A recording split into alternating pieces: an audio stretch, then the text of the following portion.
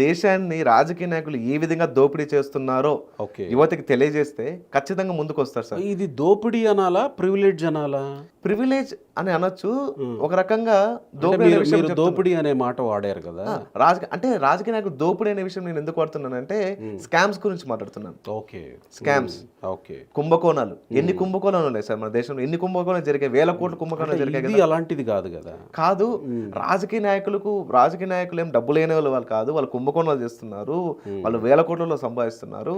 వాళ్ళకి ఇవి కాకుండా వాళ్ళకి ఎన్ని వెసులుబాట్లు ఉన్నాయి సార్. వాళ్ళు ఉండడానికి క్వార్టర్స్ ఇస్తారు, పదవులు ఉండగా కారు కొనుక్కోవడానికి లోన్ ఇస్తారు, తిరగడానికి పెట్రోల్ అలవెన్స్ ఇస్తారు, విద్యుత్ అలవెన్స్ ఉంటుంది, టెలిఫోన్ అలవెన్స్ ఉంటుంది, వీళ్ళ క్యాంటీన్లో ఫుడ్ సబ్సిడీ మీద ఇస్తారు, ఎంపీలకి ఏరోప్లేన్ టికెట్స్ ఉంటాయి, రైల్లో ఫస్ట్ ఏసీ టికెట్స్ ఉంటాయి. ఎన్ని ఉంటాయి? అది ఏమన్నా స్టడీ చేశారా?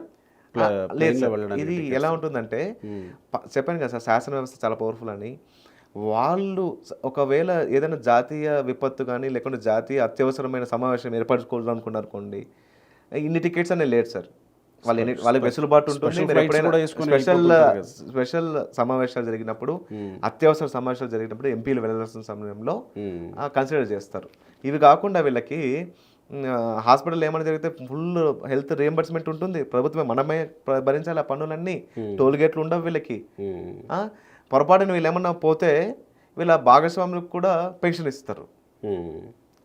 తెలంగాణలో ఫుల్ పెన్షన్ ఇస్తున్నారు సార్. అదే గవర్నమెంట్ ఎంప్లాయీలు 2004 తర్వాత వాళ్ళకి పెన్షనే లేదు పాపం. 2004 తర్వాత పెన్షన్ లేదు. ఈపీఎస్ వాళ్ళ పరిస్థితి చాలా దౌర్భాగ్యంగా ఉంది సార్.